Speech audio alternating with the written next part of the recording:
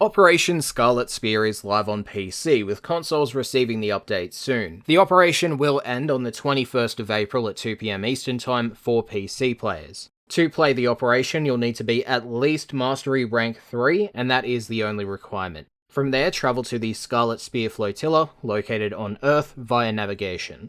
From there, talk to Little Duck, and after talking to her, go to her shop and purchase the Uplink for 1000 credits. It should automatically be placed into a gear slot in your gear wheel, but if you want to change its position, go to the gear wheel in the arsenal and do so.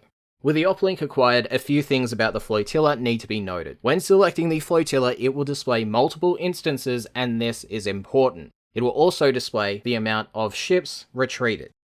The operation works in waves, with each wave having 2 hours and 50 minutes of uptime with 10 minutes of downtime. Each flotilla has different progress for these waves based on player progression as shown. Instance 9 has made 75 out of the 100 ships retreat, whereas Instance 20 has only 17 retreat, and so on. Now within the 10 minutes of downtime, the flotillas will stay busy. When you select a flotilla and are in it, the player can check the progress via the holograms near Little Duck.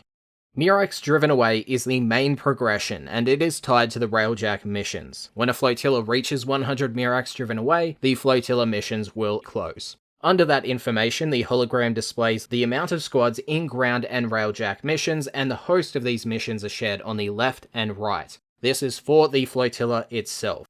Players on the flotilla can provide uplink reinforcements to Earth missions via the right terminal as shown, and they can also be sent to Railjack missions via the left terminal. Doing so will cost 75,000 credits, and a message will be displayed to both players. This will indicate that support has been sent and received. In the flotilla, players can customize their Warframe loadouts via the blue terminal on the left of the hologram, and you can also customize your Railjack via the yellow terminal.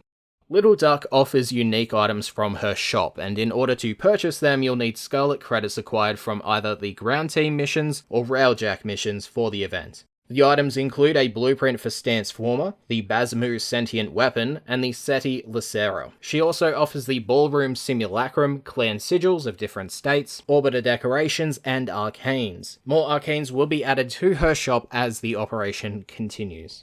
Players can get bonus Scarlet Credits, but that will be covered at the end of the video. Now with that information shared, you're ready to play. Now if you want to engage in the Ground Team Warframe gameplay loop, walk to the terminal on the right of the flotilla as shown, and this will start the mission. If you're playing in public, there is matchmaking. The group team loop is simple. Launch in and make your way to the marked position where a Condrix will drop down and spawn sentient enemies. When the Condrix opens itself to you, indicated by a blue orb, sentients will start spawning. You'll need to shoot that giant blue orb, and when you damage it enough, the Condrix will close and you'll need to kill any remaining sentient units in the area. Now repeat the aforementioned process 2 more times, and when the Condrix's health is depleted, you'll need to kill the sentients in the area and drop, using your gear wheel, the uplink. When the uplink is deployed and then defended, throughout its progression a total of 3 kill codes will be generated and sent to players undergoing the Railjack missions of this event, helping them progress. All players in the mission can place their uplink during this phase to speed up the process. The uplink will retain its health state throughout the mission and each Condrix scanned. Each uplink defended and kill code sent will also increase your Scarlet Spear point reward for the mission, and a chart has been displayed on screen that shows how many points you'll receive per Condrix and kill code sent, which does translate into the amount of Scarlet Credits you will get for the mission run. You will need to defend the uplink for some time. The Condrix will retreat, where you'll then need to move to another marked location and repeat the process again. Extraction will be available after 3 Condrix scans, and a total of 17 Condrixes can be scanned per mission, as DE did cap the limit, so it is not endless. Players will also need to extract if their team's uplinks were destroyed. As for the Railjack missions, they can be accessed by the yellow terminal on the left of the flotilla as shown. These missions will place you into your Railjack, and as of recording there is no matchmaking. When you start, you'll need to take the beacon shown at the top of your screen when piloting to one of the ships titled Murex, while also defending it from sentient fighters. Your pilot weapons will be disabled while towing the beacon. With that process done and the beacon now invincible, you'll need to enter the Murex ship and make your way to the kill code activation point. When at this point, activate your uplink, with any squad members who entered with you doing the same, and then protect the uplinks from sentient fire. The more uplinks enabled, the faster the progress. While defending, kill codes will be sent by players in the ground missions of your flotilla that will enable you to progress. Once 9 kill codes have been activated, the squad will be sent back to the railjack, where the process of collecting and defending a beacon while moving to another Murex repeats.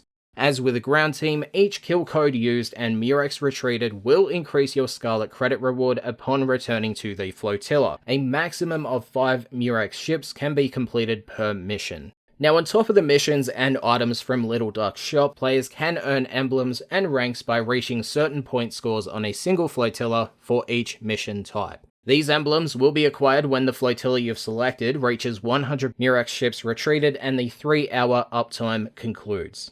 The Scarlet Spear Condrix emblem is acquired by completing ground missions, and the Murex emblem is acquired by completing railjack missions. Both of these missions have the same point requirement, but will give their individual emblem. Earning 1000 points on a flotilla will net you rank 1 emblems, 3000 points will net you the rank 2 emblem, and 5000 points will get you the rank 3 emblem. You can check your flotilla score by going to the terminal shown on screen, with the ground team mission on the right and the railjack mission scores on the left. As stated earlier, each of the ranks of said emblem will grant you Scarlet credits when acquired at the point 100 Murex ships retreat and uptime concludes. Rank 1 emblems for the period will get you 2000 credits, rank 2 emblems will get you 6000 credits, and rank 3 emblems will get you 10,000 credits. Players can also acquire the Operation Scarlet Spear emblem just by playing the missions and having their scores accumulate past the milestones. The rank 1 emblem requires 10,000 points, rank 2 requires 30,000, and rank 3 requires an accumulative score of 50,000. Lastly, for the operation, DE has stated that exploiters will receive account restrictions. So that is my Scarlet Spear operation guide and breakdown. Thanks for watching. See you guys next time with the patch notes.